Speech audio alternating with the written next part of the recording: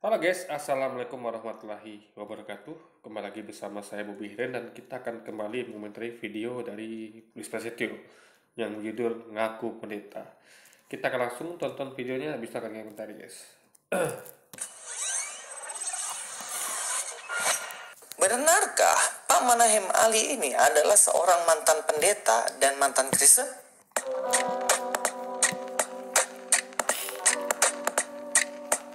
Assalamualaikum, selamat datang kembali di channel ini guys. Kali ini saya akan membahas tentang Manahem Ali. Ya, jadi gini guys ya. Mereka ini dari para apologet Kristen ya.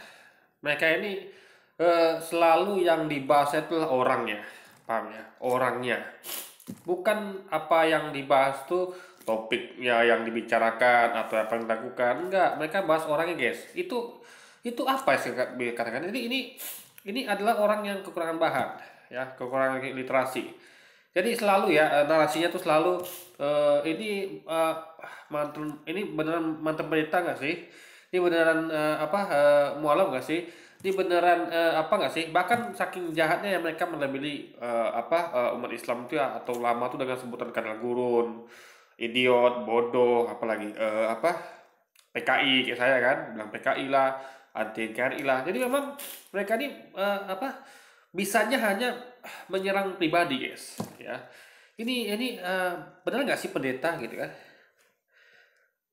Sama kayak gini misalnya kita lagi ngobrol nih, bisa gini di suatu di suatu komunitas atau suatu nama perkumpulan ya, macam-macam.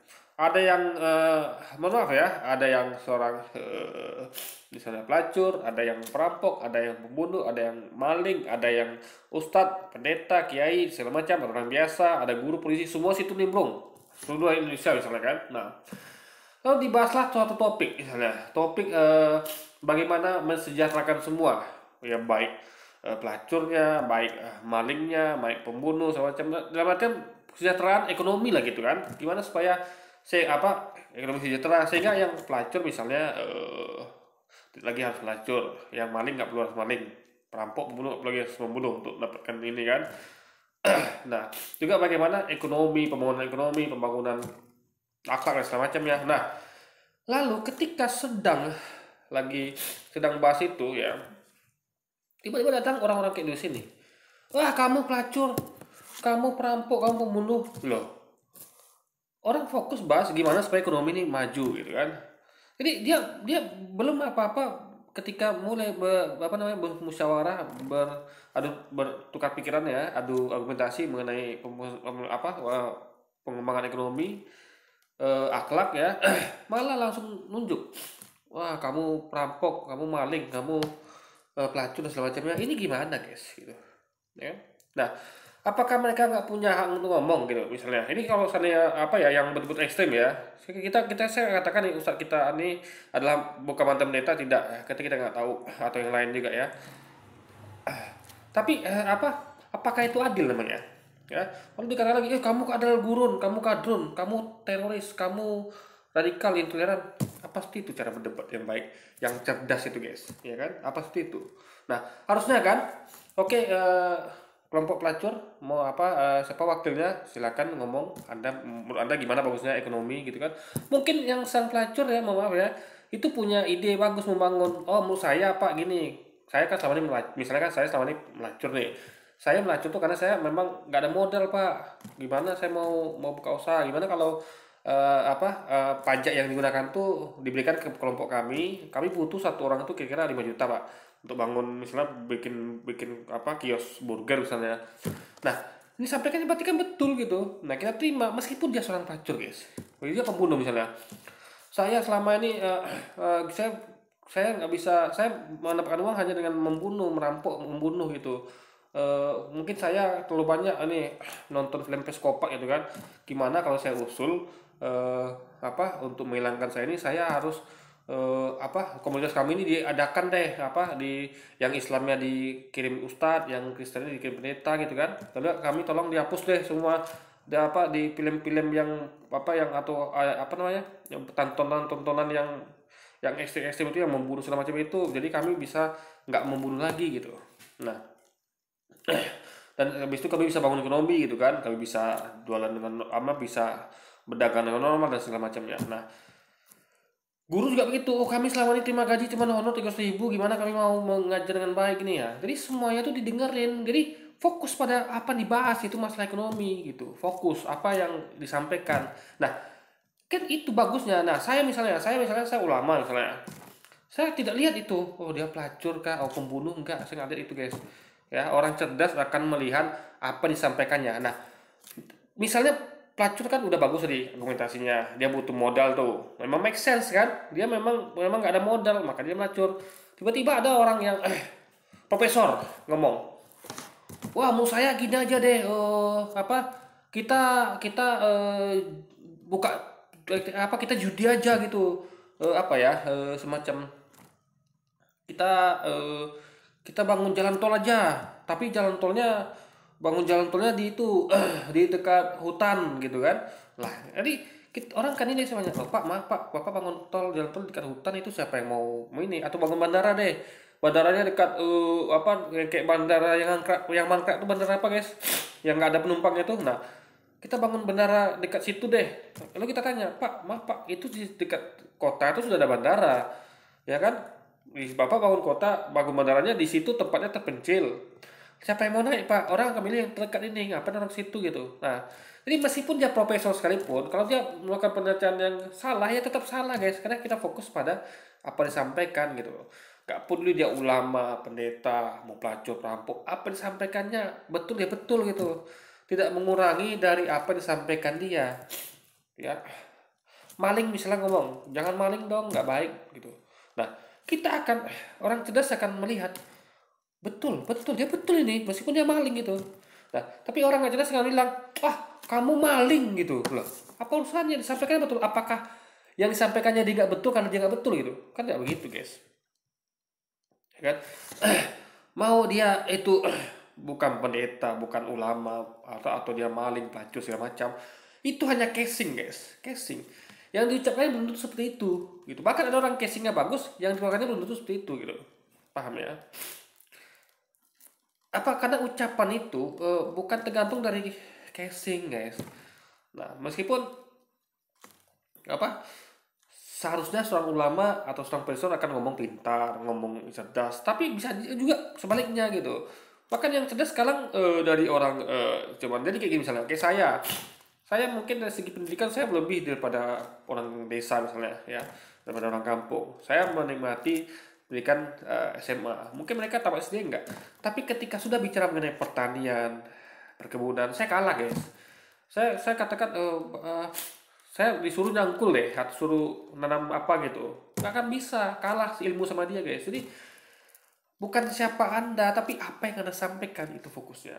Kalau mereka ini emang gitu tuh. Ini mualaf abal-abal, ini pendeta abal-abal, ini bukan mantan pendeta, ini dan juga kayak nanti saya akan buatkan lagi video abis ini konten pas sempat. Saya selalu jadi ketika ada orang debat sama saya, selalu saya yang disasar guys. Memang itu sebenarnya kalau kita lihat sebenarnya ini kita kan fokus pada apa dibahas. Jadi anda bayangkan lah ya, misalnya ya kita lagi bahas satu hal lah, misalnya menurut kamu siapa yang menurut kamu mana yang benar, misalnya mana yang benar, kita mencuri atau minta izin. Tiba-tiba dia lanjut begini, kamu kadrun, kamu radikal, kamu PKI, apa hubungannya guys, coba ya kan. Jadi meskipun saya jawab benar, misalnya saya jawab kan, kita harusnya minta izin dulu sebelum dia mencuri, minta izin, kalau kasih ya sudah. Sementara dia argumentasi dia, kita harus mencuri, ngapain izin lama gitu kan. Nah, tetap kita disalahkan karena kita dengan cara, jadi fokusnya bukan ke situ tapi fokusnya ke kita. Kamu kadrun radikal, jadi itulah. Jadi kemampuan mereka sebatas itu guys, kemampuan mereka. Jadi makanya lihat topik-topik bahas selalu gitu, apalagi seluruh seperti itu nih saya perhatikan ya. Dibahasnya adalah ini sosoknya gitu ya, Nanti nanti informasi nanti. Dan informasi apa sekelumit aja, masa tuh asumsi semua guys. Nggak ada faktualnya, nggak ada gitu. Orang kalau mau bahas suatu sosok ya, biar kita tidak timbul fitnah. Contoh saya nih, kayak kemarin ada orang bahas bahas Habib Lutfi ya. Itu Habib Lutfi ini ada pro kontra. Yang satu bela Habib Lutfi, yang satu tidak bela. Nah, saya kan nggak tahu Habib Lutfi itu siapa, maka saya hanya nonton dan saya tidak bikin video. Saya tidak bikin video tentang Habib Lutfi, saya nggak kenal siapa dia gitu kan. Memang dia ada dalam pemerintahan, tapi kita kan nggak tahu maksudnya apa gitu, ya kan? Mungkin kalau dilihat kenapa pemerintah begini, kalau dihubungkan dengan Habib Lutfi, nah itu saya berpikirnya begini guys ya. Habib Lutfi itu kan bukan presiden, jadi dia nggak punya kekuasaan untuk mengendalikan pemerintahan. Mungkin dia cuma sekedar nasihat, tapi pemerintah nggak mau dengar, mau bilang apa gitu. Jadi sama kayak misalnya kayak Mahfud Amin misalnya, atau siapa kayak Mahfud MD. Mungkin karena dia nggak punya kekuasaan, dia cuma bisa ngomong tapi tidak didengar sama pemerintah gitu. Jadi kecuali kalau langsung dia presiden, oke kita bisa pastikan, oh dia presiden yang punya kekuasaan tertinggi. Tapi kenapa pemerintah dibiarkan begini ya, amburadulnya, utang sana sini ya kan, rakyat tidak diperhatikan kesejahteraan dan segala macamnya. Nah bisa kita tentukan. Tapi kalau dia kayak Habib Lutfi hanya sekedar penasihat, kita nggak bisa nilai guys ya. Bisa jadi karena dia terus ngasih nasihat tapi nggak didengar ya, apalagi. Maka saya tunggu aja apa yang lebih kompeten yang mau komentar. Makanya main tuh akhirnya keluar juga komentar dari Habib Pak Habib Smith ya, kalau dia menghormati Habib ya Habib Lutfi, oh, baru saya paham karena mereka ini sama-sama Habib, mereka lebih tahu karena lingkungan Habib itu kan saling pergaulannya lebih dekat daripada saya siapa sih gitu kan. Jadi ini kita tidak pernah berasumsi guys gitu, kita nggak pernah. Bahkan sekalipun kita asumsi, kita dalam hati, kita keep dalam hati, kita hanya menebak dan tidak kita keluarkan. Tidak sounding kenapa takutnya salah gitu. Tapi kalau Wisnu tidak, orang-orang kalau Wisnu tidak pernah peduli sama itu. Dia tidak peduli nanti jatuhnya fitnah atau apapun. Dia selalu sampaikan ke publik, itu masalahnya guys. Ya. Suatu yang samar-samar, suatu yang bukan faktual. Faktual maksudnya gini guys ya. Misal kita mengenal siapa Habib Lutfi atau siapa ini untuk Mirzacim Ali. Nah, kita harus datangi orangnya, kita tanya, kita minta bukti sertifikatnya, ngobrol-ngobrol lah ya, biar nggak terlalu ini, biar nggak kasar lah kan. Ngobrol, Ustadz bener nggak mantan pendeta, dulu pendeta mana, ada nggak saksinya Ustadz gitu. Kita cekkan detail, diajak, ditanyakan ke yang disampaikan Ustadz kecuali itu di konter. Gitu harusnya guys. Baru kita bisa ngomong, mau kita bisa sounding. Oh ternyata Ustadz itu ngomong begini, tapi dikira dikonfirm sama yang dimaksudkan Ustadz itu, ternyata dia katakan bukan gitu, itu bisa. Tapi ini tidak gitu. Dan kita lihat, jadi Luis ini adalah sering kontennya tuh mengarah ke fitnah guys, ya. Karena isinya asumsi aja, nggak ada cek secara mendetail ke orangnya langsung gitu, ya. Kita akan lihat. Kita tahu semuanya bahwa Manahem Ali ini aktif banget berkecimpung di dunia apologetika ya menurut versi dia. Tapi sebenarnya bagi saya dia bukan apologetika atau kristologi. Sebab yang disampaikan itu penuh dengan kekeliruan atau hoax guys. Apologet itu adalah seseorang yang membahas tentang kekristenan gitu kan, membahas tentang agama. Jadi masalah keliru apa tidak itu bukan menentukan dia itu seorang apologet apa tidak gitu, paham ya? Nah, karena kita menurut saya Luis ini banyak keliru, Luis ini yang justru keliru malah. Maka itu saya buktikan di video-video saya gitu. Jadi saya tidak mengatakan Luis ini bukan apologet, dia apologet meskipun dia keliru gitu. Paham nggak bedanya saya sama Luis ya? Luis ketika dia nilai orang itu keliru, dia katakan itu bukan apologet karena dia keliru. Salah guys. Apologet itu ya tetap apologet, tinggal kita lihat apakah sampainya keliru atau tidak gitu ya. Sama misalnya kayak profesor ngomong ngaco, lalu kita katakan dia bukan profesor, salah itu guys, dia tetap profesor tapi ngaco gitu ya. Misal ada ulama, dia ulama tapi ngaco gitu. Jadi misalnya kayak pelacur misalnya, kita balik lagi maaf ya sebagai kata pelacur ya, pelacur dia ngomong bener, itu tidak menghilangkan kepelacurannya, dia tetap seorang pelacur tapi ngomongnya bener gitu ya. Bukan berarti dia langsung jadi suci dia karena dia ngomong bener, enggak guys gitu. Jadi bedakan antara casing sama apa disampaikan. Yang sampaikan tuh kita subjektif, yang salah yang casingnya salah ya salah, yang sampaikan benar atau sebaliknya, casingnya benar yang sampaikan salah gitu. Itulah logika berpikir kita. Luis tidak. ya dia menilai yang disampaikan keliru, lalu dia mengatakan ini bukan apologet, ini apa gitu coba ya. Kalau gitu apakah saya bisa mengatakan Louis ini kelirunya banyak loh, dia bukan pendeta, kan nggak bisa begitu, dia pendeta guys tapi keliru gitu loh. Jadi Louis nggak punya kemampuan berpikir seperti itu dia, ya kan.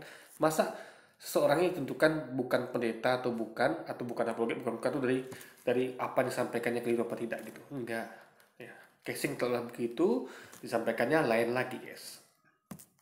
Nah, kali ini saya akan membahas mengenai pengakuan orang-orang tentang dia. Katanya, ada beberapa video sih, nanti kita akan cek dan bahas. Dia ini katanya mantan pendeta, guys. Katanya dia juga mantan Kristen. Nah, tapi kita akan bahas aja ya. Mari kita akan analisa langsung aja ke dalam pengakuannya. Dalam sebuah video YouTube yang diupload sama Inner Life Solusi Indonesia ya, ini adalah akun dari YouTube-nya orang-orang Islam. Dikatakan di sini judulnya pemurtatan zaman now pakai Bible kayak Al-Qur'an. Pengakuan mantan pendeta Manahem Ali. Dikatakan di sini dari judulnya dia itu mantan pendeta Manahem Ali. Wow, mantap banget ya. Di thumbnailnya juga ceramah full pengakuan mantan pendeta, mahir bahasa Ibrani, pemurtatan zaman now, pakai Bible kayak Quran, Profesor Manahem Ali. Wah, mantep banget profesor gitu. Dan dia di sini diakui sebagai seorang pendeta. Dia pakar Ibrani dan dia mantan pendeta. Nah, setelah saya lihat beberapa video lainnya, ternyata ada juga dari beberapa video yang lain yang mengungkapkan dan mengakui bahwa memang Pak Manahem Ali ini adalah mantan pendeta. Mari kita lihat video lainnya. Di salah satu akun YouTube juga dikatakan di situ mantan pendeta Ustadz Manahem Ali MA, alasan Yahudi menolak Yesus dan penyalipan sampai sekarang. Itu diupload September tahun 2018, jadi lama banget ya, mungkin lupa hapus atau memang benar dia mantan pendeta. Kita lihat lagi di dalam video yang lainnya, Ustadz Dr. Manahem Ali masuk Islam, dikatakan sini viewersnya lumayan lah 174.000, dan di sini diakui bagaimana Manahem Ali dia masuk ke Islam. Oke teman-teman, yang akan kita lihat dan kita akan teliti adalah dua hal ini. Benarkah dia mantan pendeta? Yang kedua, benarkah dia itu mualaf? Nah, dari dua hal ini mari kita akan cek di beberapa informasi. Jadi kayak saya nggak pernah buat konten tuh yang benarkah Louis ini pendeta, betulkah itu Ustaz Syafruddin Ibrahim itu mantan ustadz, nggak pernah guys. Ngapain coba ya, kita nggak beli mau dia ulama pendeta, kita fokus pada apa yang dibahas, itu ciri orang cerdas gitu ya. Karena percuma ya dia misalnya pendeta tapi ngomongnya keliru, atau pendeta ngomongnya bener gitu. Gak ada hubungannya guys antara titel sama apa yang disampaikan dia gitu. Kita harus, itu adalah dua hal yang terpisah gitu ya. Misalnya kayak saya nih, saya tamatan SMA misalnya, ya kan, saya tamat SMA. Nah, kalau seorang tamatan SMA kan beda sama orang nggak sekolah ya.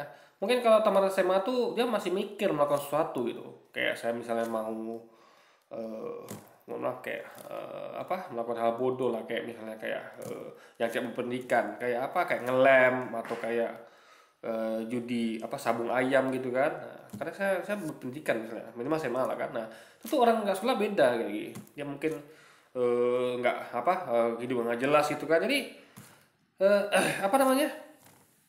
itu dua hal yang beda gitu guys. Kalau misalnya saya melakukan hal itu ya, saya ngelem misalnya atau melakukan hal jelas ya, sementara terbaliknya orang yang nggak sekolah malah dia ngerti gitu, mungkin dia belajar setelah itu otodidak gitu kan. Jadi nggak punya titel dia. Saya punya titel SMA, dia nggak punya, tapi dia belajar otodidak, atau dia ada pergaulan yang bagus lah gitu kan.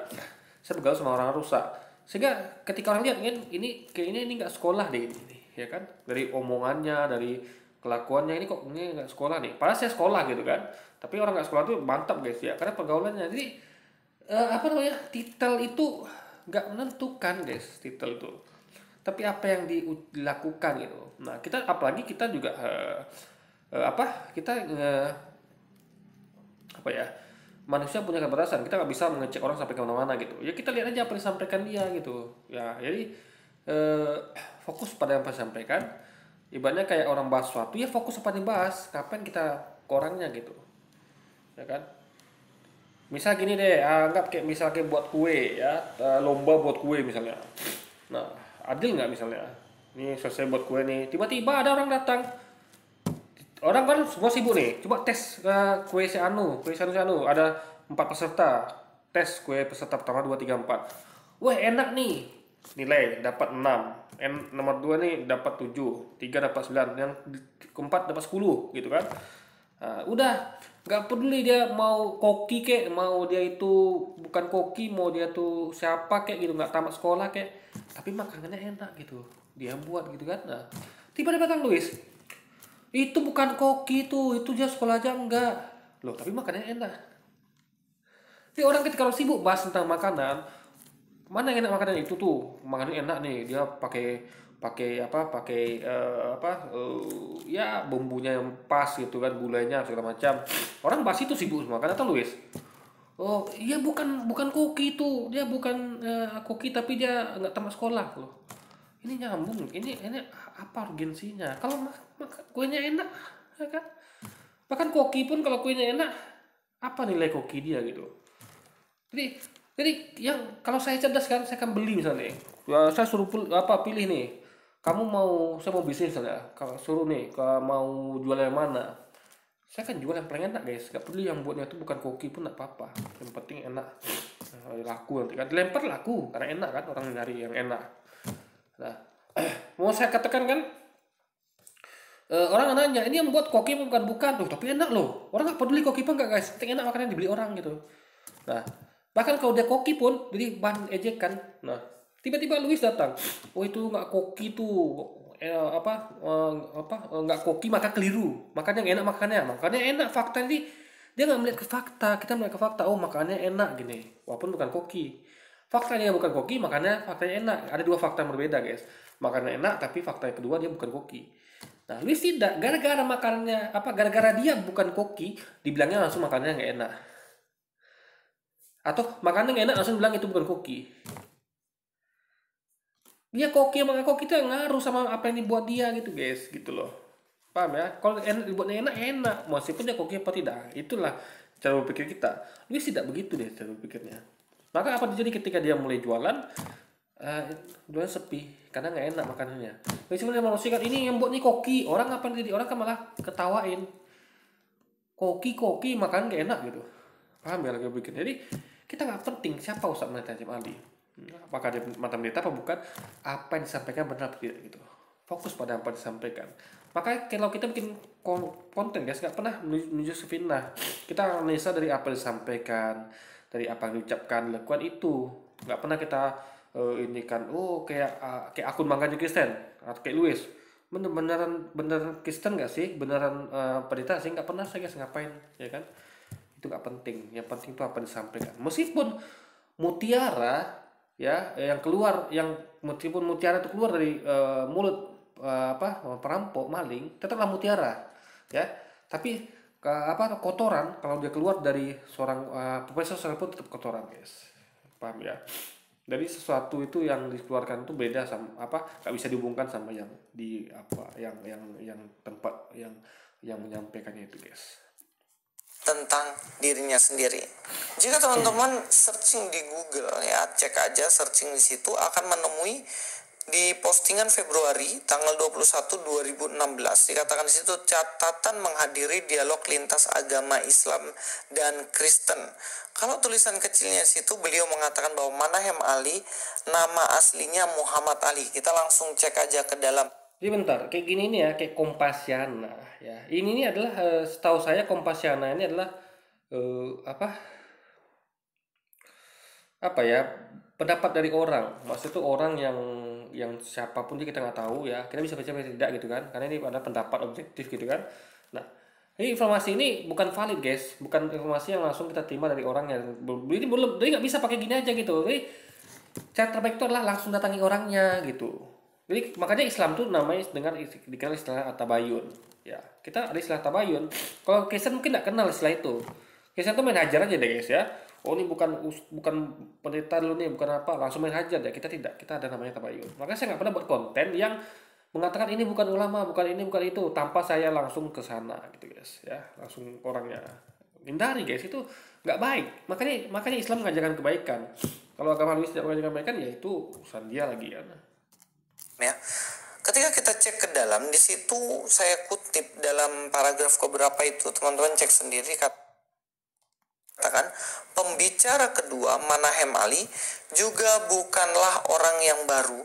Dari beliaulah kali pertama saya mengenal istilah Oksidental sebagai lawan atau antitesa dari Oriental. Gracia Apelo di sela-sela penjelasannya mengungkapkan jati diri seorang Manahem Ali. Beliau mengatakan bahwa Manahem Ali nama aslinya adalah Muhammad. Ini adalah pendapat dari Gracia Apelo dan orang yang tersebut gitu. Ini pendapat orang guys ya. Kita harus konfirmasikan langsung ke Ustadz Manahem Ali gitu. Ya nggak bisa apa kayak gini lagi nih ya. Di komentar saya ada yang mengatakan tuh saya PKI, saya anti KRI. Apa Anda percaya begitu saja? Gitu kan? Saya PKI misalnya. Sementara kalau Anda cek di konten-konten saya tuh saya selalu bahas tentang mengkritik mengecam PKI saya kan. Nah, terus katakan saya PKI gitu. Luar biasa. Jadi kita nggak bisa begitu saja menerima pendapat orang tanpa dicek kebenarannya gitu. Jadi Luis ini memang, jadi ada orang ngomong dia gampang percaya sama orang guys. Gracia Apelo ngomong gini, oh iya gitu. Taya Gracia Apelo kenal sama siapa apa tidak? Taya dekat atau tidak? Kenal aja belum tentu guys ya, harus dekat ya. Ya. Karena gini, kayak contoh saya kenal sama seorang nih. Jadi gini, saya cerita sedikit ya. Nih, biar Anda paham. Saya ada rumah di dekat sebelah sana ya. Jadi saya tuh sore itu saya kadang-kadang suka campur rumput gitu kan, bersihin halaman. Ada orang lewat guys, saya iseng-iseng nawarin, ada abang-abang gitu kan. Mungkin seusia saya lah, sebaya. Bang, mampir bang, itu ada kangkung gitu. Karena saya di halaman saya kan tumbuh kangkung guys. Gitu. Saya suka makan kangkung juga kan, pakai mie gitu kan. Udah ada kangkung bang, singgah bang gitu. Sekedar basa-basi gitu. Nah, ternyata dia berhenti. Oh iya bang, akhirnya kami ngobrol. Nah, di situ ya, saya berasumsi sama dia. Oh mungkin dia orangnya begini. Tapi saya tidak kenal dekat sama dia guys. Dalam artian saya cuma ngobrol gitu. Saya nggak pernah ke rumahnya, nggak pernah tinggal sama dia, nggak pernah dekat sama dia. Saya hanya ngobrol, tahu dia ngobrol segitu. Dan ada beberapa hal yang mereka saya lihat dari dia yang menyimpang gitu guys. Saya nggak, ini saya sebut tanpa menyebut orangnya ya, nggak masalah. Saya nggak sebut orangnya. Saya lihat waktu saya lihat HP ini tuh karena dia orangnya menyimpang gitu guys. Saya temukan sesuatu yang salah di situ. Ya. Tapi saya tetap cuman asumsi tidak saya kemukakan. Di sini kan saya kemukakan kenapa? Ini karena sebagai contoh. Saya tidak sebut nama orangnya dan di mana tinggalnya dan siapa dia gitu. Tapi kalau ini nggak apa-apa gitu kan. Jadi saya berasumsi ini kayaknya orangnya apa? Jangan-jangan dia begini gitu. Jangan-jangan dia jahat. Jangan-jangan dia nggak bener gitu. Tapi saya tidak bisa mengemukakan ke publik gitu. Saya sebut namanya begini, orangnya begini. Saya temukan ini tuh nggak boleh guys. Karena saya nggak kenal dekat sama dia. Kalau Luis tidak, dia gampang tuh. Oh, kalau Luis dari saya pasti langsung ngomong gitu kan. Di orang namanya ini, dia tinggal situ. Saya temukan di HP-nya begini. Ini orangnya pasti begini ya. Itu Luis tuh. Kalau saya tidak, saya hindari. Itu fitnah ya. Luis tidak. Jadi Luis ini ya hidupnya penuh dengan fitnah gitu. Gampangnya hanya mendengarkan pendapat orang ya, sedangkan saya aja punya pendapat tapi saya nggak berani, saya langsung interaksi sama dia, saya kenal dia tapi nggak dekat, tapi saya nggak berani guys karena saya nggak kenal dekat dan saya nggak tahu faktanya, hanya asumsi. Saya nggak berani menyampaikan asumsi di publik gitu. Kalau dia tidak gitu, dia hanya dengar dari Gracia Apelo tanya dekat atau tidak sama Ali, tinggal bersama segala macam gitu kan, kenal bu tidak gitu atau kenal pun bukan kenal dekat. Dia hanya menggunakan data seperti itu. Anda bayangkan. Contoh kayak saya lagi nih, ada anak-anak guys dekat ini, ngomong agak panjang sih ya, biar Anda paham, biar kita semua paham. Ada anak-anak pemulung guys, saya kasih lihatnya ada 5 orang itu ya, 5 orang ya. Saya iseng-iseng nanya tetangga teman saya kan, itu saya lihat ada pemulung 5 orang anak kecil, anak SD semua kayak gitu. Kasihan saya lihatnya kan. Saya pengen bantu ya, Teman saya ragu, saya udah bantu tapi saya ragu untuk nextnya gitu, apakah saya kebantu terus, jangan-jangan mereka ini pura-pura gitu kan. Karena saya perhatikan kok kadang-kadang yang saya lihat itu ya, mereka tuh pulang bawa koran kosong gitu, mereka jalan jauh guys. Saya pernah jumpa mereka tuh sampai kira-kira 2 kilo, mereka dari situ jalan 3 kilo masih jalan mereka. Tinggalnya dekat komplek kita saya juga, tapi saya nggak tahu di mananya mereka tinggal di mana karena komplek kita luas, saya nggak sempat juga untuk menyelidiki guys. Jadi saya melihat mereka tuh ketika dekat komplek itu mau ke rumah itu mereka nenteng karung kosong gitu. Jadi kalau pemulung saya pikir sempat ada pikiran gitu kan. Tapi saya tidak apa, saya tidak masih tidak memastikan gitu. Kalau bisa langsung memastikan, oh ini bukan pemulung nih, ini nipu nih ya. Kalau saya tidak, jangan ya, apa ini pemulung apa tidak? Saya coba tanya ke tetangga saya. Dibilang oh enggak, itu mereka tuh nipu tuh, mereka pura-pura muslim, pura-pura pakai jilbab, kan itu sebenarnya dia bukan, dia hanya eh si apa nanti, dan mereka tuh ujungnya ngemis tuh minta-minta apa namanya, jadi biar orang kasihan gitu kan. Saya pikir gini, saya berpikir ya, ini pendapat Om ini masuk akal nggak? Lalu kedua kan, apa Om ini kenal sama dia? Saya tahu soal saya Om ini nggak kenal sama dia gitu kan. Mungkin Om ini tahu dari mana? Dengar kata orang. Nah, ini mana dengar kata orang? Nah, kalau Luis seperti saya itu, saya tidak. Saya berpikir gini, oh jangan-jangan gini guys ya. Meskipun mereka tuh minta-minta sekalipun beriba kan, apa salahnya gitu, nggak dosa kan. Memang gini, kalau orang punya kesempatan untuk mendapatkan lebih baik, kenapa dia begitu gitu, berarti emang mereka tuh udah hopeless gitu. Makanya ini saya saya akan bantu tiap ketemu insya Allah gitu kan. Nah waktu itu apa namanya, pertanyaan saya agak terjawab guys. Jadi waktu itu saya beli pulsa kan, saya ngisi pulsa, itu datang mereka minta gitu kan, om minta duit dong gitu. Oh bentar, mereka ini memang ngemis gitu kan. Tapi itu saya tidak berasumsi, tapi saya udah wajar gitu kan. Nah lalu ketika saya kasih uang, saya perhatikan mereka pergi mana. Lupa mereka itu ada barang pulungannya guys. Jadi mereka tuh di belakang counter itu kan, counter itu jalan besar guys. Jadi di belakang counter itu agak menjauh sedikit tuh, dekat toko itu ada karung-karung di situ. Jadi mereka sortir barang di situ. Nah, jadi mereka tuh sortir barang situ, langsung mereka jual, mereka pulang bawa karung kosong. Nah, akhirnya jauh semua kan. Maka itu saya nggak lidiki guys gitu. Saya nggak sengaja tuh apa kasih saya jawaban. Oh ternyata mereka memang pemulung, tapi mereka juga minta-minta guys. Jadi juga saya pernah lihat mereka tuh minta-minta di jalan gitu ya, sambil bawa karung gitu. Jadi mereka tuh punya dua pekerjaan sekaligus ya, mulung sama minta-minta gitu. Nah, ya. Nah jadi mereka tuh, tapi om tadi kan, om tadi saya nggak sebut nama ya, kan dia dengar dari orang kan itu hanya ngemis gitu, minta-minta, biar kasihan. Padahal dia juga pemulung betulan gitu. Jadi dia tuh bukan pura-pura mulung. Jadi kalau saya tidak menemukan kejadian itu, saya nggak tahu mereka ini pemulung apa bukan gitu. Jadi Allah tunjukkan sama saya, oh benar, kamu usah ragu deh bantu mereka.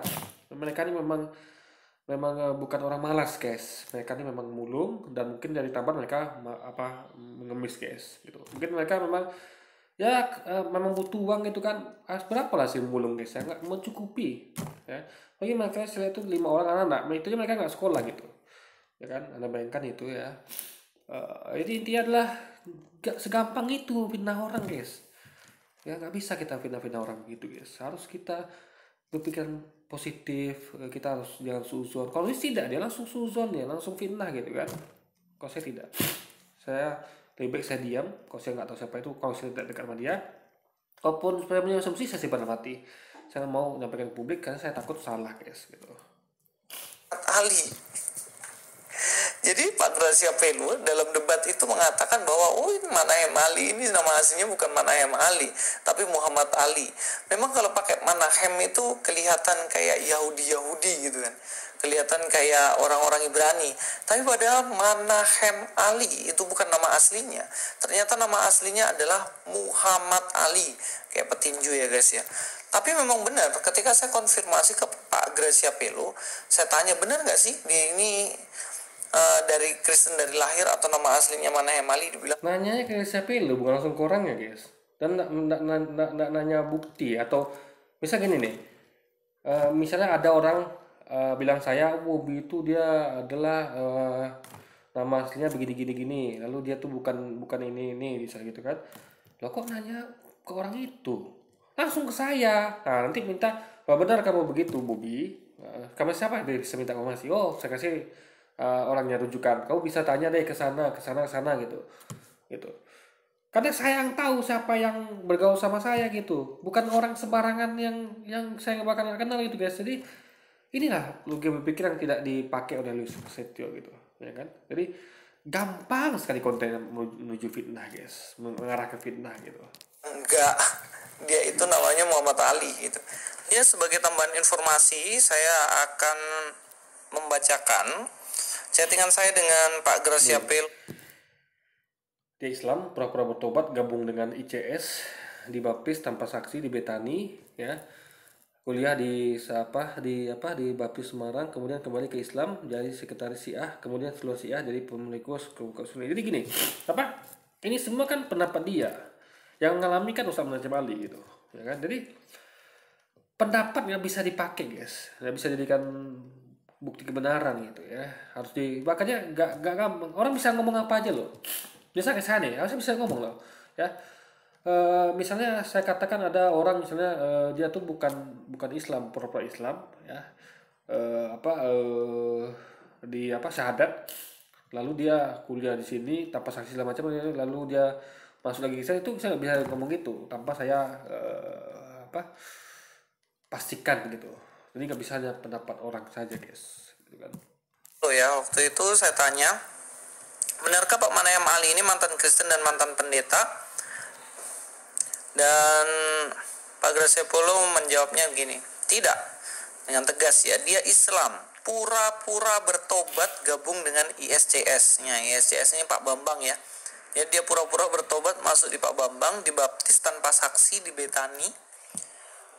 Ini mana dia tahu orang pura-pura bertobat gitu? Apakah dia tahu isi hati orang ini? Orang-orang kayak Luis dan orang-orang kayak Garcia Peloni, dia udah terlalu jauh guys melangkah ya. Sampai tidak seakan-akan Tuhan tahu isi hati orang. Oh, ini orang pura-pura tobat, pura-pura apa gitu. Kan luar biasa nih guys. Jadi ini memang mereka ini suka ngasal gitu, ya kan? Sampai menjudge isi hati orang gitu. Malah bisa kita judge isi hati orang guys. Kita nggak tahu gitu kan. Ya, yang tahu isi hati orang hanya Allah saja. Ya, kita nggak pernah tahu. Jadi mereka ini udah bertindak layaknya Allah gitu. Tahu isi hati orang. Mungkin dia ngaku baptis di Betani tapi nggak ada saksinya. Kuliah di STT Baptis Semarang. Oh, mantan STT Baptis Semarang. Kemudian kembali ke Islam jadi sekretaris Syiah. Kemudian keluar dari Syiah jadi polekimus kelompok. Jadi kalau lihat ini adalah pengalamannya sangat banyak sekali, pengalaman Ustaz kita nih guys. Jadi pengalaman banyak, dia pernah Kristen, pernah Syiah. Jadi kita bisa bahas itu tentang Kristen, tentang Syiah gitu. Ilmunya lebih kaya pada kita. Kita mungkin belajar, tapi tidak masuk ke dalamnya gitu. Dia masuk dalam. Jadi secara pengalaman beliau lebih daripada kita semua yang Muslim ini guys. Sunni. Jadi memang pindah-pindah mulu ya. Ini kayak kutu loncat ini. Ini masalah pindah tuh apa ya? Gini guys ya, kalau orang misalnya merasakan tidak benar, dia pindah. Itu mending daripada orang yang udah tahu nggak benar, dia situ aja. Ngerti nggak? Ya. Jadi kayak saya kenapa nggak pindah? Karena saya pelajari gitu. Saya bukan kebenaran ya, saya pelajari. Jadi saya tipe orang yang sama kayak Ustaz Manacim Ali ya.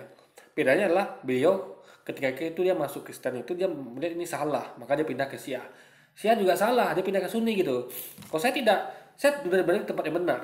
Jadi kita saya kaji tentang Kristen, tentang Syiah, ternyata Islam yang benar kok, Sunni yang benar gitu kan. Nah, kalau dia tidak mengkaji Islam, tidak mengkaji Syiah gitu kan. Jadi bagus malah orang pindah-pindah kalau dia merasa itu salah. Jadi ini guys ya, bukan masalah pada pindah apa enggaknya, tapi Anda mengkaji apa tidak. Luis nggak mengkaji Islam dia. Ya. Jadi makanya dia tetap di Kristen gitu. Dalam artian dia tidak tahu tentang Islam. Tidak tahunya itulah membuat dia tetap di Kristen. Paham ya? Di Kristen pun dia tidak menemukan keliruan gitu, belum menemukan keliruan atau memang logikanya nggak nyampe guys gitu. Nah, kalau saya menemukan Islam yang benar. Saya udah kaji Islam, Kristen, Syiah dan lainnya gitu. Jadi saya dan Ustaz Manacim Ali itu sudah mengkaji. Bahkan Ustaz Manacim Ali langsung mencicipi langsung dengan berada di dalamnya. Jadi sama sekali tidak, itu bedanya guys. Jadi secara keilmuan, secara pengalaman Ustadz Macam Ali menang banyak, dan saya juga menang dibanding Luis guys, gitu. Kalau saya lihat kalau pindah-pindah kayak gini ya. Tapi memang banyak banget ya yang pura-pura bertobat, mau masuk Kristen, dan setelah di Kristen balik lagi. Karena memang Gini guys ya, nggak ada untungnya orang pura-pura tobat masuk Kristen, nggak ada. Ya, yang ada orang itu adalah dia merasa Kristennya benar gitu. Mungkin dia apa? Kan ada tuh orang-orang yang murtad itu karena dia melihat oh Islam ini kayaknya agama teroris. Dia percaya sama propaganda media. Oh Islam ini agama teroris, radikal, intoleran, kayak anti-KRI. Ya saya pindah lah gitu. Dia melihat kelakuan orang-orang yang lihat dilihat Indonesia kan. Oh Indonesia ini ternyata banyak orang Islam yang pembunuh, pelacur, perampok. Ya iyalah, Indonesia Anda lihat. Indonesia ini banyak Muslim 86%, ya wajar kalau pelaku kejahatan lebih banyak Muslim. Coba Anda pergi ke Amerika, pelaku kejahatannya adalah orang-orang Kristen atau non Muslim. Kenapa? Karena di situ mereka mayoritas gitu. Nah, orang cerdas akan melihat semuanya, guys, menggali semuanya. Nggak bisa hanya lihat oh di Indonesia ini lebih banyak pembunuh, perampok, pemerkosa, berarti orang Islam itu jahat. Nggak begitu caranya. Nah, jadi tapi begitulah orang banyak murtad tuh karena itu guys ya, alasannya itu. Jadi maka nanti saya buat kontennya ya kalau saya ada waktu. Ada yang komentar di apa saya katanya gini, saya masuk masuk Kristen karena lihat banyak orang Islam tuh bakar gereja. Orang pindah agama tuh bukan lihat dari kelakuan umatnya gitu loh, tapi ajarannya. Ajaran nggak ada hubungan sama umatnya. Kalau umatnya ikuti ajarannya, berarti umatnya sesuai ajarannya. Kalau tidak, berarti umatnya menyimpang. Itu logikanya. Masa lihat dari kelakuan umatnya? Oh gitu, kalau anda lihat Nusantara gimana? Balik lagi ada ke Islam kan? Tapi inilah nggak adil mereka guys. Jadi ketika mereka katakan Islam banyak yang bakar masjid loh. Umat umat Kristen juga ada loh. Bahkan cukup banyak yang bahkan cuma membakar masjid, menembaki seluruh masjid, malah membunuh seluruh masjid tuh pak. Ah, jadi kalau kalau ke gitu logika Anda, maka Anda sebenarnya masih pindah ke Islam lagi setelah melihat kelakuan benturan gitu. Tapi kan tidak gitu. Itu betul mereka tidak adil, guys. Mereka melihat kelakuan umat Islam bakar gereja misalnya, ya, sekarang tayanya ada nggak lagi, saya nggak ada dengar ya. Sementara kelakuan umat Kristen bakar masjid banyak juga loh, gitu kan? Tapi mereka hanya lihat itunya saja gitu, tidak melihat dua arah gitu, guys. Itulah logika. Jadi mereka tuh melihat kelakuan umatnya itu salah. Saya nggak peduli ya, misalnya gini. Seluruh umat Islam di dunia ini merampok, membunuh, saya nggak peduli. Saya melihat ajarannya.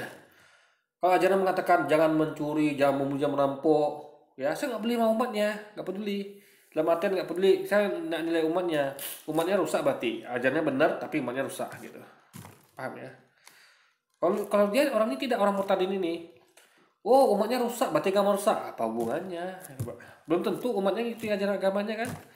Jadi mereka ini nggak pernah pakai logika guys dalam melihat sesuatu. Mereka tuh fokus pada orangnya, umatnya, bukan pada bahasannya gitu, ajarannya gitu kan, pemikirannya. Enggak itu. Jadi apa yang diajarkan dan yang disampaikan itu yang harus dinilai seharusnya kan, bukan apa yang jadi penentu, bukan dari kelakuan umatnya. Karena kelakuan umatnya itu belum tentu membawa representasi agamanya guys, gitu loh. bukan karena pertobatan, bukan karena apa yang menjadi perubahan dalam dirinya sungguh-sungguh kenal Yesus, tapi ya karena begitu, karena ingin cari keuntungan, dan terbukti pada akhirnya kembali lagi. Oh, jadi orang mualaf itu gini guys ya. Logikanya kalau dia mencari keuntungan dengan masuk Kristen, kenapa dia pindah ke Islam lagi? Karena dia dapat keuntungan gitu. Maka ini Luisnya nggak dipakai guys. Kalau dia mencari keuntungan dengan masuk Kristen, kenapa dia keluar dari Kristen gitu? Sementara keuntungannya di Kristen gitu kan? Logis nggak kira-kira? Ya. Saya untuk belajar Kristen, saya nggak perlu masuk Kristen gitu, nggak perlu, ya, nggak perlu guys. Bisa belajar otodidak gitu. Misalnya kayak Anda mau belajar karate, nggak perlu Anda masuk perguruan karate gitu. Ya, Anda bisa belajar otodidak, lihat video segala macam, belajar sendiri dengan pendapat dia segala macam gitu, ya kan? Jadi intinya adalah ini nggak make sense gitu guys, nggak logis sampai nulis ini. Dan dikatakan di situ beliau dari Islam masuk Kristen, kemudian masuk Syiah, dan sekarang menjadi Islam Mesianik. Jadi dia ini ternyata dari Islam yang kemudian masuk Kristen, balik Islam lagi, dan Syiah, dan juga katanya Islam Mesianik. Ngerti aku. Orang Islam kan nggak percaya Mesias ya. Ya nggak. Dari Luis nih gini ya, apa namanya? Gua nggak ngerti langsung ngomong Luis. Nih saya terangkan ya. Kan tadi Sunni Masiah. Jadi udah balik Sunni gini. Maksud itu kan istilah Islam Mesianik itu istilah gitu. Maksudnya Islam Mesianik adalah ini saya bukan bilang cabang Islam ya. Islam itu nggak punya cabang gitu, nggak punya cabang. Jadi maksudnya itu kalau kita pakai kata ya, Mesias itu adalah penyelamat ya, Mesiah gitu. Nah, semua nabi itu Mesiah, penyelamat. Kenapa? Karena dia menyelamatkan umatnya dari kekafiran. Menyelamatkan umatnya dari neraka dengan cara menunjukkan hanya beribadah menuhankan pada Allah yang Esa. Jadi semua nabi itu Mesiah gitu. Nah, tapi dia merujuk mungkin dia Mesiah itu yang bahas khusus tentang Yesus, Mesiahnya Yesus gitu. Jadi tetap Islam gitu. Jadi itu hanya istilah gitu.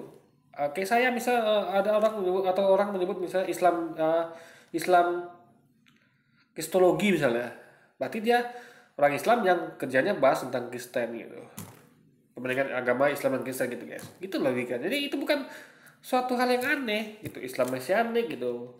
Ya, dan ada Islam itu nggak ada cabangnya, tapi cuma istilah yang orang mungkin biar paham kalau dia tuh ngerti banget tentang kekristenan gitu guys. Karena dia pernah di Kristen gitu kan. Nggak menantikan Mesias kan, tapi dibilang sini mesianik gitu.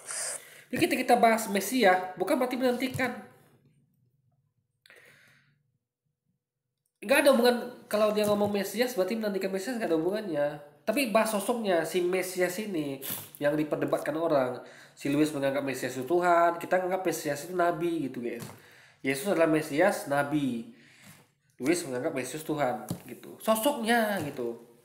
Bukan menunggu kedatangan Mesiasnya, nggak ada hubungan gitu. Paham loh gue pikirnya. Nah, kita dalam term kita juga menunggu kedatangan Mesias juga kita. Gini ya. Dalam hadis Nabi katakan bahwa nanti Nabi Isa akan turun lagi. Nabi Isa atau Yesus akan turun ya. Akan membantu Imam Mahdi melawan Dajjal gitu, guys. Kita menanti juga kedatangan Nabi Isa. Kita menanti kedatangan Imam Mahdi kita untuk melawan Dajjal dan pengikutnya, guys. Gitu. Jadi kita menanti Mesias juga. Tapi bukan Mesias dalam arti Tuhan atau Mesias dalam arti menyelamatkan kita untuk masuk Kristen, enggak.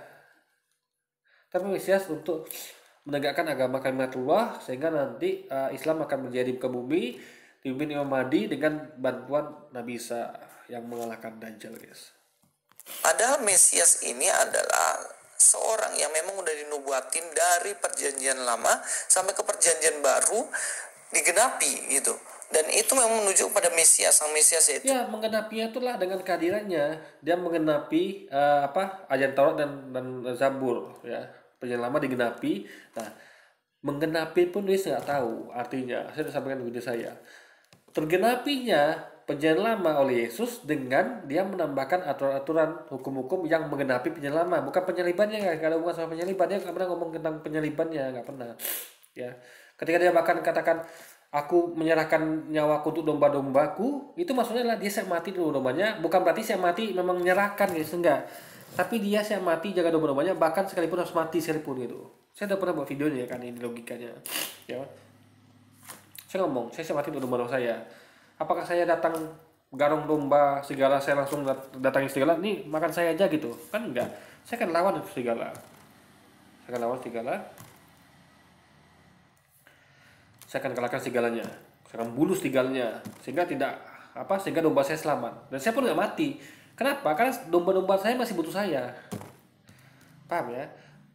Nah, pemilik domba itu siapa sebenarnya? Itu Allah. Allah juga mau Yesus jaga dombanya. Jadi kalau Yesus mati, siapa yang jaga dombanya gitu? Nah, jadi maksudnya adalah jadi menyerahkan nyawa itu bukan mati konyol, bukan sengaja bunuh diri, bukan. Tapi siap memperjuangkan nyawa dombanya dengan segenap nyawanya juga gitu. Kalau nggak mati bagus malah. Pemilik domba senang, saya punya gembala domba. Ya kan? Kamu siap mati, siap gitu. Rupanya dia matinya di atas serigala kan? Rupanya bukan bertempur lawan serigala dia, guys. Makan domba saya, dia datang ke serigala, makan aku nih. Mati dia. Nah, habis itu serigala makan domba saya karena yang jaganya udah mati. Saya datang, aduh, ini orang Ternyata masuk dia mati itu gini, bukan ini saya masuk bro gitu. Dan dia pun ngerti seharusnya. Yang dia jadi kadang-kadang aduh saya tertipu nih. Saya kira dia mati itu bertempur gitu kan, ternyata begitu rupanya. Berarti yang ngomong dia ini salah berarti. Dia nggak begitu harusnya kan. Nah, tapi yang benar tuh gini, saya mati di rumah bapak gitu kan. Apa betul dia datang terus segala dia bertempur, mati segala sama dia. Saya katakan bagus, besok kamu pakai lagi, saya pakai lagi gitu. Jadi itu maksudnya guys, siap mempertaruhkan nyawa demi domba-domba. Yesus itu sendiri. Tapi nubuatan mesianik yang diklaim sama Pak Manayam Ali kan seringkali untuk nabinya kan. Padahal Jadi dalam Quran itu semua dinubuatkan, datangnya Nabi Muhammad, datangnya nanti Imam Mahdi, datangnya Nabi Isa atau Yesus. Jadi nubuatan tuh guys, dalam Islam tuh banyak nubuatan, termasuk Yesus juga dibuatkan gitu. Bahkan di Quran pun diceritakan bahwa Yesus tuh sebenarnya kemarin itu dinubuatkan juga kehadirannya gitu. Paham ya? Jadi semua nabi itu dibuatkan kedatangannya gitu, bukan hanya Nabi Muhammad saja gitu. Makanya dia belajar Islam biar dia tuh cerdas gitu, jadi nggak asal ngomong kan. Jadi kita Islam itu bukan hanya belajar tentang nubuatan tentang Nabi Muhammad saja, tapi bahwa semua nabi-nabi sebelumnya itu, bahwa semuanya di dunia ini sudah dinubuatkan semua, bahwa nanti karena diutus Nabi Isa atau Yesus, diutus Nabi Musa dan sebagainya itu sudah dibuatkan gitu di kitab-kitab suci sebelum Quran gitu. Karena Quran kan datangnya setelah nabi-nabi itu sudah datang gitu guys. Jadi gak perlu lagi masa dikatakan di Quran nanti akan datang Nabi Yesus di Yerusalem loh. Itu kan sudah terjadi. Jadi nubuatan itu ada di kitab-kitab sebelumnya, yaitu Taurat, Zabur, Injil. Taurat, Zabur tentang kedatangan Nabi Yesus gitu. Nah, Quran itu nubuatan yang akan datang guys gitu. Paham ya? Setelah turunnya Quran hingga akhir zaman. kan itu bukan gitu. Nah, kalau kita lihat sini, saya belum tahu persis apa yang dimaksud dengan Islam mesianik, jadi saya tidak akan membahasnya di sini. Yang saya mau garis bawahi di sini, kalau dia mantan Islam, masuk Kristen dan kemudian masuk Islam lagi Syiah, menurut kalian, benarkah dia Dia Sunni ya, Syiah, dari Syiah dia ke Sunni, jangan lupa itu. seorang pendeta? Ya enggak. Pasti dia bukan mantan pendeta. Pasti guys, luar biasa. Gini, setelahkan ya. Pendeta tuh ada banyak. Ya. Ada banyak kan, Indonesia ini dari seorang Merauke, ada berapa aliran gereja. Aliran Kristen ada berapa? Ada Ortodok, ada HKB, saya nggak tahu ya, tapi banyak sekali guys ya. Ada Betel, ada macam-macam lah gitu. Belum lagi luar negeri gitu kan. Apa Luis punya data pendeta seluruh dunia gitu? Atau Indonesia ada di datanya? Ya kan? Atau mungkin ada pendeta di suatu kampung terpencil gitu. Nah, kalau dalam Islam ya, kayak Islam saja, jumlah ustadz tuh banyak guys gitu. Ada bahkan ustadz kampung yang tidak terdata gitu. Ada ustadz yang terdata di pemerintahan ya, di Kementerian Agama, ada yang tidak gitu. Nah, kita untuk ngecek apa dia ustadz, bukan dengan mana sertifikat kamu enggak. Bahkan guru ngaji pun ya, guru ngaji itu ustadz juga di kampung itu, dia nggak punya sertifikat ustadz. Dia hanya mungkin punya ya sertifikat pun nggak punya, tapi dia pandai ngaji guys, bisa ngajarkan gitu. Jadi yang kita nilai orang tuh apakah layak apa dia itu dari ilmunya, bukan dari bukan dari titelnya. Titel tuh nggak penting, ilmu yang penting. Lihat apa disampaikan, bukan apa yang dia casingnya guys. Paham ya? Karena kan pagi sekarang nih banyak orang tuh pakai cara nyogok kan, kuliah lulus rupanya nyogok gitu. Nah, jadi ilmu itu penting guys, bukan titelnya. Titel tuh bisa dimanipulasi gitu. Ilmu tidak. Ilmu itu kan apa disampaikan. Kan terlihat kan orang berilmu tuh kan lihat dari apa disampaikan dia. Jadi meskipun dia seorang profesor, kalau disampaikan ngawur ya ngawur gitu. Oh, bukan berarti kalau dia profesor nih. Jadi kalau gitu profesor diadu sama yang bukan profesor, udah pasti menang profesor, bukan gitu. Lihat dulu, uji dulu apa disampaikan, itu baru cerdas. Kalau tidak dia, udah kamu ke profesor mundur gitu, nggak bisa begitu. Jadi lihat apa disampaikan ya. Bahkan maling pun ya, maling kasih ceramah nih. Saya maling bro, tapi jangan mencuri lah, nggak bagus. Datang satu lagi bukan maling. Saya bukan maling, saya bukan maling bro, tapi mencuri itu bagus loh. Saya capek dengan hidup ini loh. Nggak maling tuh ternyata nggak enak. Dari duit halal tuh enak, bagus maling lagi ya. Mana yang benar kata-katanya? Yang benar yang maling tadi, meskipun yang maling gitu guys, itu logika berpikirnya. Karena memang kalau dilihat dari runut waktunya aja, dia kapan dari Islam masuk Kristen? Kapan dia dari Kristen kemudian balik lagi ke Islam? Dari sini bagaimana secepat itu dia bisa jadi pendeta? Kan nggak mungkin gitu loh. Dan kalau memang benar, Tentang waktunya sebutin tahun berapa sampai tahun berapa gitu. Orang ingat deh ya, orang nggak perlu lama bisa belajar loh. Ngerti nggak Anda ya? Ada orang yang belajar ternyata dikebut belajarannya. Ada tahu ya, dulu saya nggak betul, saya kursus bahasa Inggris itu 3 tahun guys, 3 tahun. Pertama tuh kelas beginner, kedua tuh intermediate, tiga tuh expert gitu. Sekarang Anda temukan ya, kursus kita bahasa Inggris tuh ada yang cuma 1 minggu, ada yang sebulan, ada yang 3 bulan gitu. Nah mungkin kalau diadu sama-sama aja ilmunya gitu kan. Jadi dia kebut ilmunya dalam semalam gitu ya, yang lainnya yang saya mungkin main-main gitu kan, atau mungkin makanya kayaknya ada orang kuliah tuh sampai bertahun-tahun, ada orang kuliah cepat kan ya, kuliah cuma 2 tahun, ada orang kuliah 7 tahun tak tamat-tamat gitu kan, ada yang sekolah 3 kelas terus gitu, ada yang cepat gitu. Jadi bukan pada lama sebentarnya gitu, tapi bagaimana cara dia belajar ya, bagaimana cara dia mengalaminya gitu. Paham ya? Tahu nggak kisah siapa kemarin? Ada tuh saya baca artikel bola ya. Itu ada orang yang dia di umur 30, dia pemain profesional, dia udah masuk klub besar guys. Udah 3 tahun di situ. Padahal di awalnya dia main bola aja baru ketika dia umur 23 guys. 23 25 gitu. 2 tahun main bola dia guys ya, latihan bola langsung dia jadi pemain klub besar. Saya lupa klub besar apa di mana di Spanyol, saya guys lupa baca beritanya artikelnya. Bukan klub besar banget tapi cukup nggak masuk akal bagi orang kita aja SSB ya belum tentu masuk klub besar kan. Ada yang gagal SSB, dia bakatnya nggak bagus rupanya, dia masuk tim seri, kalau di Liga Inggris itu divisi berapa gitu kan, divisi 4 atau divisi 3, tapi ini dia divisi utama atau Liga Spanyol atau Liga Inggris. Dia baru nyentuh bola tuh umur 23 guys. 2 tahun latihan butuh langsung ke profesional sampai dia umur 30 tahun gitu. Luar biasa. Dan dia bagus mainnya gitu kan. Ini adalah bukan tergantung lama sebentarnya, tapi semaksimal Anda apa Anda memanfaatkan waktu itu. Paham ya? Itu logika berpikirnya. coba cek lah latar belakangnya, di mana gereja mana dia mengembalakan dan dia diangkat sebagai pendeta. Ya, Jadi Luis ini suruh ngecek kita. Soalnya dia ngecek karena dia bikin konten. Gini, kalau saya mau bikin konten tentang bahas suatu orang, misalnya pendeta siapa, misalnya pendeta Sapilo misalnya, ya saya ngecek karena saya buat konten tentang beliau. Masa saya katakan kalian cek lah dia gitu, siapa dia segala macam gitu. Dia Luis nggak pegang datanya kan, dia ngomong tadi kalau lulur aja dengan pendapat orang gitu kan, asumsi fitnah gitu kan. Bagaimana bisa guys? Anda yang buat konten ini, ya Anda yang pertanggungjawabkan, Anda yang cek langsung, kasih data sama kita, kasih buktinya, foto kayak apa kayak, sertifikat kayak apa kayak, saksi yang berapa orang kayak, ini saksinya 1, itu pun kasih pilu, luar biasa guys. ya pasti nggak ada. Kalau dikatakan dia mantan Kristen ya bisa jadi, karena kata Pak Gracia Pelo kan dia dari Islam masuk Kristen, dari Kristen balik lagi Islam gitu. Kalau masalah iman aja nggak konsisten gitu, apalagi masalah pengajaran lebih nggak. Ini bukan masalah konsisten sampai konsisten. Kalau orang menemukan sesuatu yang salah, ya dia akan keluar.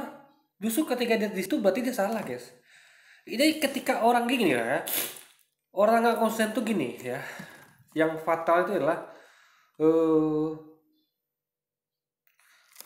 apa ya, dia pindah tuh masih ragu-ragu ya, ragu-ragu dalam artian kayak Usama kali ini kan dia mungkin dia meragu Islam, dia pindah Kristen, ragunya tuh mungkin ilmunya belum bagus, dia belum detail dalam Islam bahasa gitu.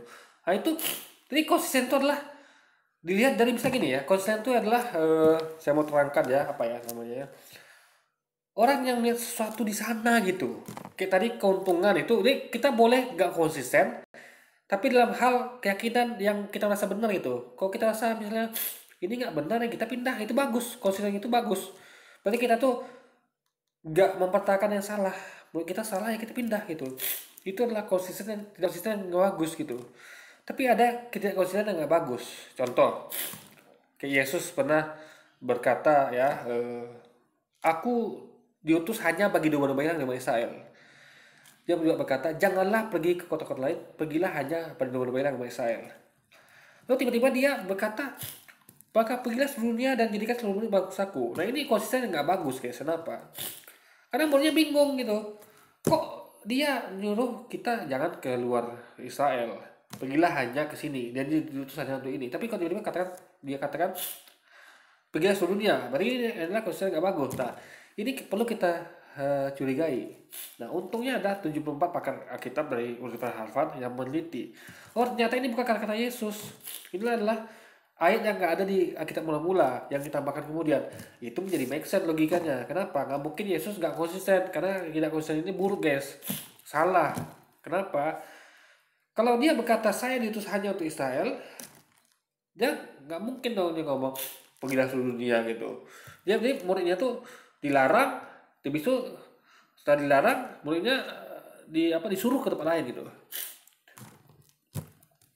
Ini gimana ceritanya coba? Ya kan? Jadi atau kayak apa ya? Ya ini adalah atau penampilan. Kadang main bagus, kadang main jelek gitu. Nah, tapi kalau ini enggak. Tapi jadi orang yang pindah karena dia menemukan suatu ketidakbenaran dan menemukan kebenaran tempat lain, itu bagus. Atau orang belajar berdiri deh. Saya belajar nih. Saya belajar karate, Wing Chun misalnya, Kempo, Taekwondo gitu kan. Saya belajar misalnya. Setelah masuk karate, saya lihat nih, karate ini kayaknya nggak bagus ini. Saya pindah ke Kempo misalnya, Kempo bagus. Terus saya lihat nih, Kempo nggak bagus, Wing Chun bagus. Nah, itu nggak apa-apa. Konsisten gitu nggak masalah. Karena kita melihat sini nggak bagus, kita pindah gitu. Kita mencari yang terbaik. Yang nggak boleh itu gini. Aduh, saya pindah kayaknya ke Wing Chun lebih bagus deh. Ya, saya belum kenal betul sama karate nih. Saya pindah sini deh. Rupanya saya kan, kayaknya dia bagus deh, pindah sini lagi. Jadi saya pindahnya tuh tanpa mengenali yang lama gitu guys gitu loh, dan ragu gitu. Dia pindahnya tuh karena ragu, tapi kalau pindah karena ragu nggak masalah gitu, ya kan? Pindah karena melihat ajarannya, bukan karena melihat kelakuan umatnya ya. Saya lagi konsisten lagi. Dari beberapa informasi ini teman-teman, kesimpulannya adalah benarkah dia mantan pendeta? Ya enggak, itu hanya hoax. Dan benarkah dia mantan Kristen? gampang sekali dia bilang hoax gitu kan. Luar biasa Luis nih ya. Saya tidak pernah berani masuk ke situ. Itu area abu-abu yang kita tidak pernah tahu sebelum langsung susun tabayin ke orangnya. Bahaya loh guys kalau bikin konten tuh asumsi itu bahaya. Fitnah timbul jadinya nanti. Bisa jadi. Tapi mari kita menyaring setiap informasi, jangan sampai keliru, jangan sampai kemakan Nah, makanya kita jangan sering informasi ini, ya. Jangan sampai kita tertipu juga sama Louis itu, ya. Jangan-jangan ini betul-betul mantan pendeta tapi bukan. Tapi bagi saya guys ya, apapun itu bagi saya nggak penting. Yang saya tahu ya, Louis ini hanya itu kemampuannya. Bahas tentang orangnya. Ini orangnya apakah pendeta apa bukan, ini apakah mualaf apa bukan, itu aja kemampuannya. Dia tidak mampu membahas esensi, yaitu apa yang dibahas, yang disampaikan guys. Coba saya pengen lihat dia bahas tentang Ustaz Mansur Ali ya, karena dia pernah buat sekali itu salah. Saya udah buat videonya ketika dia keliru dalam memahami apa yang disampaikan Ustaz Mansur Ali. Ini memahami yang disampaikannya keliru, apalagi apalagi dia pada yang dibahas, memahami yang dibahas aja nggak mampu deh guys gitu, apalagi untuk meluruskan yang dia anggap keliru. Oke, jadi sekian dulu video kita kali ini guys, sampai jumpa lagi di video-video selanjutnya. Wassalamualaikum warahmatullahi wabarakatuh guys.